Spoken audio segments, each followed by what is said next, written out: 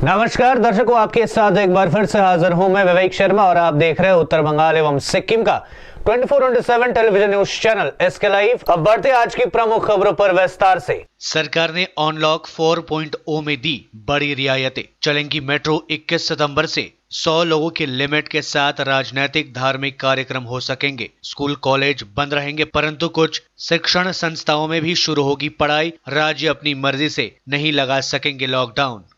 Corona महामारी की चुनौती के बीच देश अनलॉक 4.0 की ओर कदम बढ़ाने के लिए तैयार है। इसमें कंटेनमेंट जोन के बाहर लगभग सारी गतिविधियों को इजाजत दे दी गई है। अनलॉक 4 के दिशा निर्देशों में केंद्रीय गृह मंत्रालय ने साफ कर दिया है कि राज्य सरकारें अपनी मर्जी से कंटेनमेंट जोन के बाहर कोई लॉकडाउन नहीं लगा सकेंगी। कुछ गिनी चुनी गतिविधियों को छोड़कर अन्य सब की अनुमति मिलेगी। 5 महीने बंद रहने के बाद अब मेट्रो सेवाएं 7 सितंबर से फिर शुरू हो जाएगी। स्कूलों और उच्च शिक्षण संस्थाओं में भी पहली बार सीमित गतिविधियों की इजाजत दे दी गई है। 1 सितंबर से पोस्ट ग्रेजुएट के छात्रों के लिए आईआईटी और आईआईएम जैसे तकनीकी व प्रबंधन से जुड़े पेशेवर शिक्षण संस्थाओं तथा पीएचडी जैसे शोध कार्यों से जुड़े उच्च शिक्षण संस्था खुल सकेंगे। इसके लिए उच्च शिक्षा विभाग कोरोना की स्थायी स्थिति को देखते हुए एसओपी जारी करेगा। 21 सितंबर से राज्य अपने यहाँ स्कूल में 50% शिक्षकों और गैर शिक्षक स्टाफ की अनुमति दे सकते हैं। इन्हें ऑनलाइन कोचिंग, टेली काउंसलिंग एवं अन्य गतिविधियों को इजाजत दी जाएगी। अभिभावकों की लिखित अनुमति से 9वीं से 12वीं कक्षा के छात्र शिक्षकों से परामर्श के लिए स्कूल जा सकेंगे। 5 से लेकर 20 सितंबर तक शादी में 50 एवं अंतिम संस्कार में 20 लोगों की अनुमति रहेगी। इसके बाद इनमें भी 100 लोग उपस्थित रह सकेंगे। गुप्त सूचना के आधार पर अभियान चलाकर करीब 5 किलो सोने के साथ 2 तस्कर गिरफ्तार। डीआरआई ने गुप्त सूचना के आधार पर अभियान चलाकर 5 किलो सोने के साथ 2 तस्करों को गिरफ्तार किया है। गिरफ्तार दोनों तस्करों के नाम इस्लामुद्दीन और रफीक खान है। ये दोनों मणिपुर के निवासी बताए जा रहे हैं। डीआरआई ने 14 चक्के एक ट्रक से 4 किलो 980 ग्राम सोना बरामद किया। बरामद किए गए सोने का बाजार मूल्य करीब 2,32,50,000 रुपए बताए जा रहे हैं। डीआरआई ने तस्करी की जा रही सोने के साथ ट्रक चालक और खलासी को गिरफ्तार किया है। डीआरआई ने दोनों आरोपियों को सिलीगुड़ी अदालत में पेश किया, जहां पर न्यायाधीश ने दोनों आरोपियों को न्यायिक हिरासत में भेजने का निर्देश दिया है। अब ममता सरकार पश्चिम बंगाल में नहीं लगा सकेगी लॉकडाउन। एनईईटी के छात्रों को मिली बड़ी राहत। गृह मंत्रालय ने अनलॉक 4 की गाइडलाइंस जारी कर दी है। नई गाइडलाइंस में पश्चिम बंगाल के हजारों छात्रों को बड़ी राहत मिली है। दरअसल नए दिशा निर्देशों के अनुसार कोई भी राज्य अपने स्तर पर अब लॉकडाउन नहीं लगा सकेंगे। नए दिशा निर्देश पश्चिम बंगाल सरकार का 11 और 12 सितंबर को पूर्व घोषित लॉकडाउन अपने आप खत्म हो गया है। गृह मंत्रालय के गाइडलाइंस को 13 सितंबर को नीट की परीक्षा देने वाले छात्रों को राहत के रूप में देखा जा रहा है। कालियागंज में आयोजित योगदान सभा में कन्हैयालाल अग्रवाल ने भाजपा पर लगाया लोगों को प्रलोभन देकर पार्टी में शामिल करने का आरोप। राज्य के निवासियों को आवास योजना का प्रलोभन देकर भाजपा पार्टी में शामिल किया जा रहा है, लेकिन जब इसकी हकीकत लोगों को बताया जा रहा है, लोग फिर से तृणमूल कांग्रेस में शामिल हो रही है। बातें कालियागंज ब्लॉक के शंकरपुर इलाके में स्थित प्राथमिक विद्यालय में आयोजित योगदान सभा में उत्तर दिनाजपुर जिला तृणमूल कांग्रेस सभापति कन्हैयालाल अग्रवाल ने कही। उन्होंने कहा कि लोगों को गलत तरीके से बहला फुसलाकर भाजपा में शामिल करने की कोशिश की जा रही है, लेकिन राज्य की जनता मूर्ख नहीं है। वहां भाजपा की हकीकत को अच्छी तरह समझते हैं।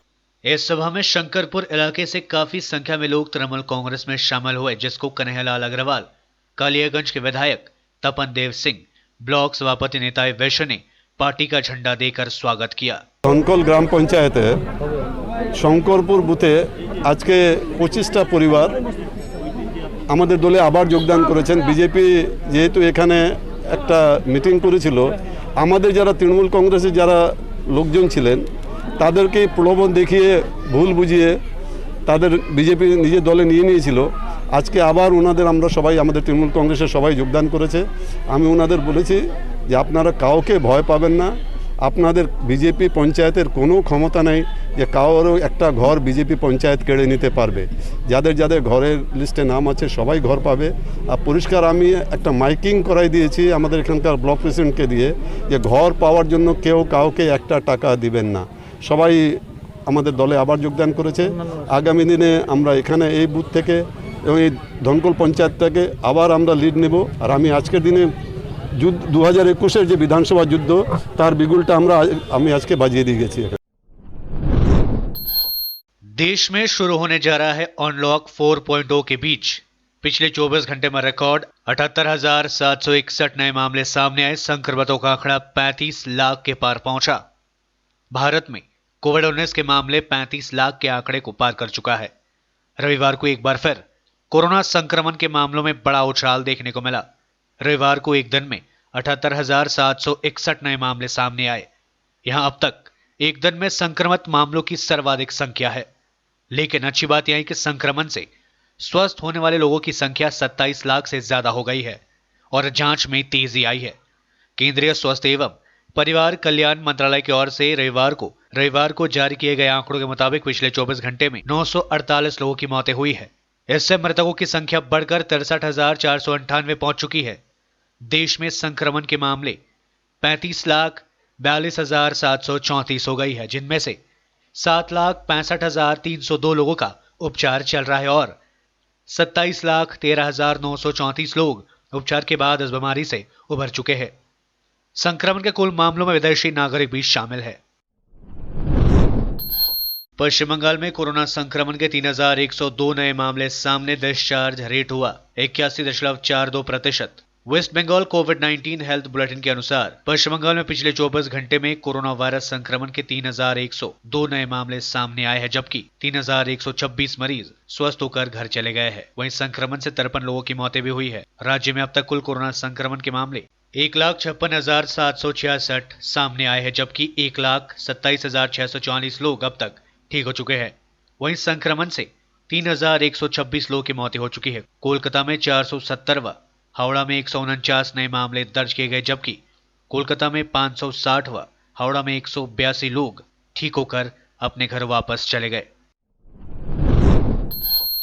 बीएसएफ जवान की रहस्यमयी मौत। चाय बागान में पड़ा मिला शव, बंदूक से गोली कम। कल रात नाइट ड्यूटी पर था तैनात, जांच में जुटी पुलिस। उत्तर दिनाजपुर जिले के चोपड़ा में ड्यूटी पर तैनात एक बीएसएफ जवान की शनिवार सुबह रहस्यमयी मौत को लेकर पूरे इलाके में सनसनी फैल गई। मृतक बीएसएफ जवान की शनाख्त केदारनाथ हंसदा के रूप में की गई है। वे मेदिनीपुर जिले के रहने वाले थे। जानकारी के अनुसार आज सुबह करीब 4 बजे कैंप इंचार्ज के पास खबर आई कि बीएसएफ के जवान को किसी भी लोकेशन में ट्रैक नहीं किया जा रहा है। इसके बाद 2 जवानों को उसकी तलाश के लिए भेजा गया। इस बीच पास के चाय बागान से गोली चलने की आवाज सुनाई दी। दोनों जवान जब वहां पहुंचे तो देखा ड्यूटी पर तैनात हुआ जवान मृत अवस्था में पड़ा है। मौके पर पहुंची पुलिस ने बताया यहां आत्महत्या है या इसके पीछे कोई रहस्य छिपा है, अब तक यहां स्पष्ट नहीं है। इस्लामपुर के एसपी सचिन मक्कड़ ने बताया कि आज सुबह ड्यूटी पर तैनात बीएसएफ जवान का शव पाया गया। कल रात वहां जवान नाइट ड्यूटी पर तैनात था। आज सुबह करीब 4 बजे गोली चलने की आवाज सुनाई दी। बीएसएफ के अन्य जवान जब वहां पहुंचे तो बीएसएफ का वहां जवान मृत अवस्था में पड़ा मिला। उन्होंने बताया कि मृत जवान की बंदूक में एक गोली कम है, उसी गोली से उसकी मौत हुई है या इसके पीछे कोई अन्य वजह है, पुलिस इसकी जांच कर रही है। लेते हैं थोड़ा सा ब्रेक, फिर मिलेंगे ब्रेक के बाद। आजादी से शुरू हुआ स्वदेशी अभियान। गांव-गांव में बिजली आई, रोशन हिंदुस्तान, मंगल तक भी जा पहुंचा स्वदेशी मंगलयान। तो फिर क्यों ना हो हिंदुस्तानी अपना सब सामान, हम बदलेंगे तभी तो बदलेगा ये हिंदुस्तान। सूर्या, आत्मनिर्भर भारत की पहचान। अपने सपनों को संजोने के लिए ओम डेवलपर्स लेके आया है Shri Shyam farm house villa, जिसकी पहली फेज के सभी प्लॉट्स बिक चुकी हैं और दूसरे फेज की बुकिंग और रजिस्ट्रेशन है चालू। प्लॉट की साइज है 3 से 6 कट्ठा तक, तो देर किस बात की, अभी फोन उठाइए और बुक कीजिए। Shri Shyam farm house villa, Phulbari. Contact number 9609784045 या 9733036000। बहुत जल्द इसके तीसरे फेज की प्लॉट भी लॉन्च होने जा रही है। Wonderful place of education. ICFI University, Sikkim. Committed and dedicated faculty, career-oriented programs, comprehensive mode of learning, vibrant campus life, extracurricular and co-curricular activities, cultural programs will give you wings to your creative thoughts. Enter with aspiration, get educated with inspiration, acquire a wonderful career with perfection. ICFAI University Sikkim. कक्षा 10वीं और 12वीं के बच्चों के लिए है सुनहरा मौका। 10वीं के बच्चों के लिए है पैरामेडिकल कोर्स और 12वीं के लिए है मेडिकल कोर्स। किफायती फीस व बैंक की सुविधा के साथ विभिन्न डिग्री डिप्लोमा है उपलब्ध। सभी स्ट्रीम के बच्चों के लिए खुली है state nursing council and Rajiv Gandhi university and health science and paramedical board government of Karnataka से मान्यता प्राप्त Atan paramedical and nursing college. Contact number 8016235569 Champasari Siliguri. आज जहाँ कोरोना से सभी परेशान, हम लाए हैं कमाने का तरीका आसान। 21वीं सदी में महिलाएं आत्मनिर्भर होकर स्वाभिमान के साथ जीना चाहती है। अगर आप एक गृहिणी हैं और घर से ही मुनाफे वाला व्यवसाय करने का सोच रहे हैं तो आपके लिए सुनहरा मौका लाए हैं टपरवेयर के सिलीगुड़ी स्थित पूरे नॉर्थ बंगाल के डिस्ट्रीब्यूटर नारायणी पार्टी सेल्स। तो सोचिए नहीं, स्क्रीन में दिए गए नंबर में संपर्क कीजिए और विस्तृत जानकारी लीजिए। घर बैठे पैसे कमाए, आज ही फ्री मेंबरशिप लीजिए, अपने सपनों को पूरा कीजिए। मुश्किल की इस घड़ी में आपका साथ ही सिर्फ टपरवेयर के लिए एसके लाइव ही बेस्ट ऑप्शन है। एसके लाइव का इस क्षेत्र में 24 घंटा टेलीविजन, एंड्रॉइड ऐप और वेबसाइट पर प्रसारण होता है। सोशल मीडिया पर भी हम उपलब्ध हैं। हमारी व्यूवरशिप 9 लाख से अधिक है। सिक्किम,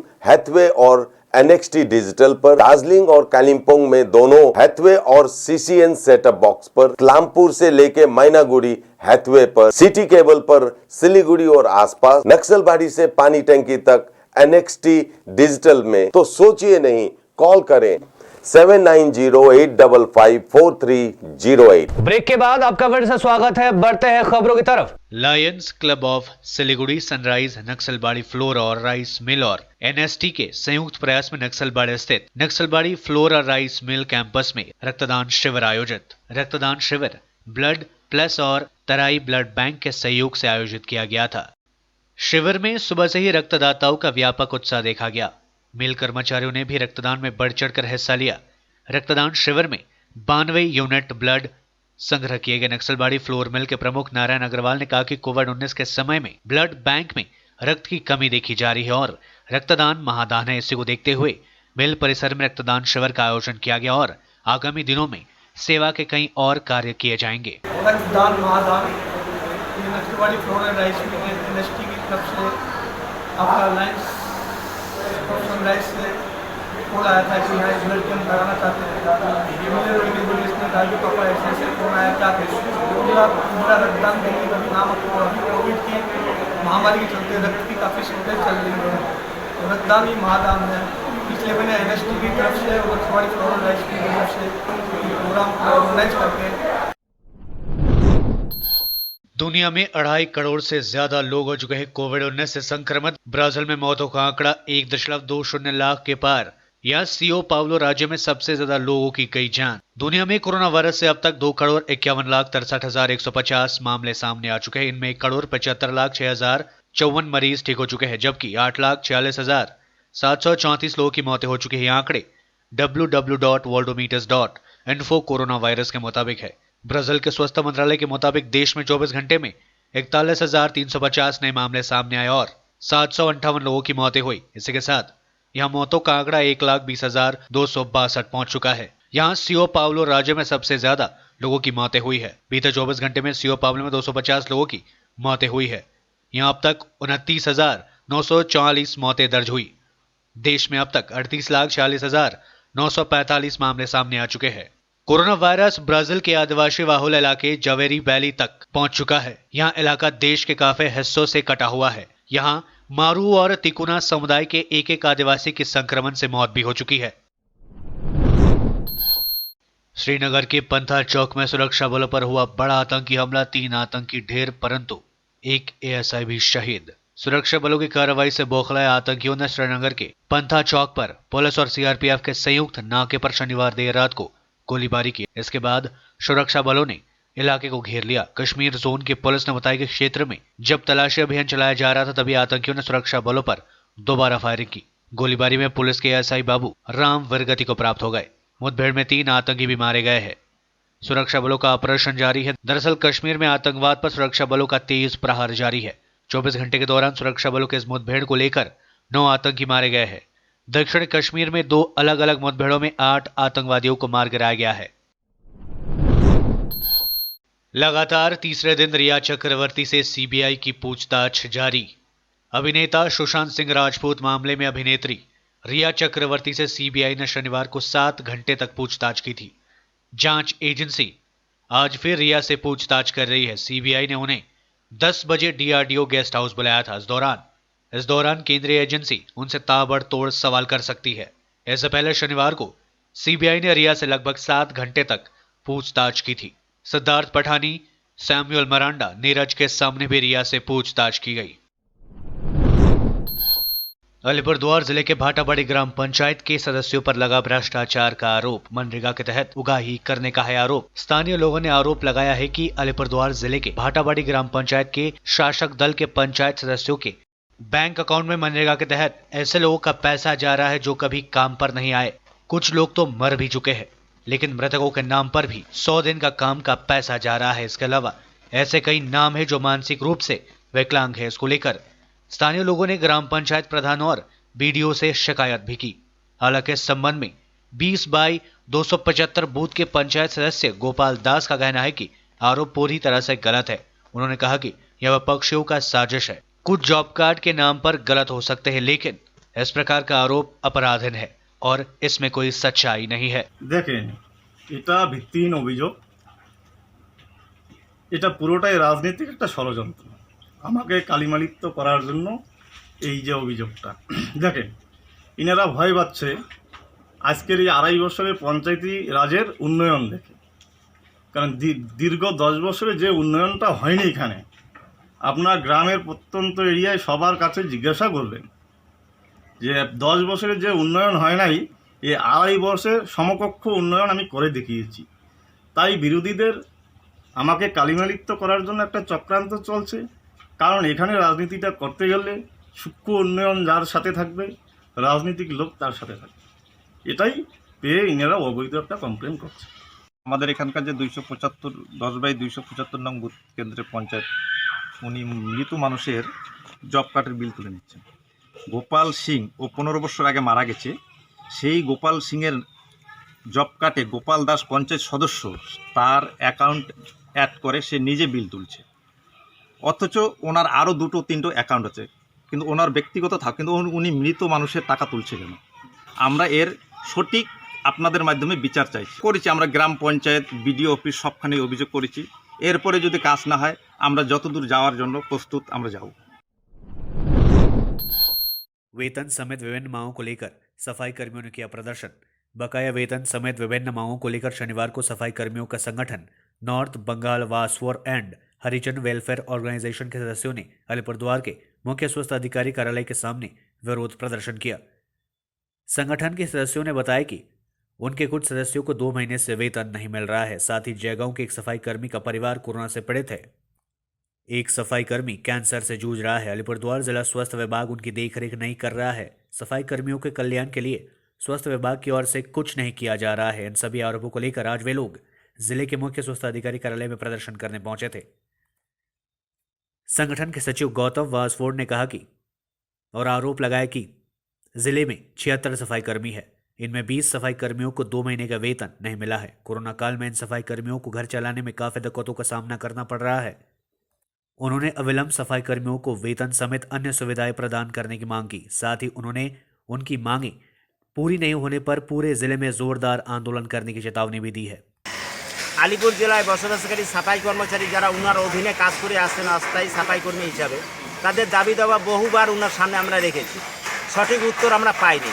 বর্তমানে দেখা যাচ্ছে জয়গার এক বাসিন্দা যিনি স্বাস্থ্যকেন্দ্রে কাজ করেন, তিনি করোনা পজিটিভ, তার পরিবার পজিটিভ, তাকে সাহায্য করা হলো না স্বাস্থ্যকেন্দ্র হইতে। এবং আমাদের ক্যান্সারে আক্রান্ত মিনা দেবী, যিনি ভাটিবাড়িতে বাড়ি, সাফাই কর্মচারী, তাকেও কোনোরূপ সাহায্য করা হলো না।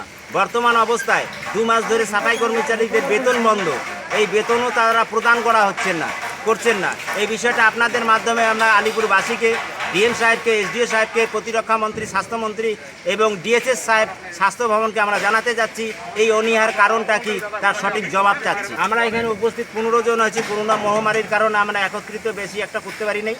আমরা এর মাধ্যমে, আপনাদের মাধ্যমে আমরা এটা একটা বার্তা দিতে যাচ্ছি, সাফাই কর্মচারীদের এইরকম অনীহার কারণগুলো আমরা স্পষ্ট রূপে জানতে চাচ্ছি। জন্য আমরা বাধ্য হয়েছি, যদি আমাদের কথা না শুনে তাহলে আমরা 15 তারিখ থেকে বৃহত্তম আন্দোলনের আমরা রূপরেখা সব কাজ বন্ধ করে দিয়ে আমরা বৃহত্তম আন্দোলনে যাব, টোটাল জেলা জুড়ে বন্ধ করে দেবো।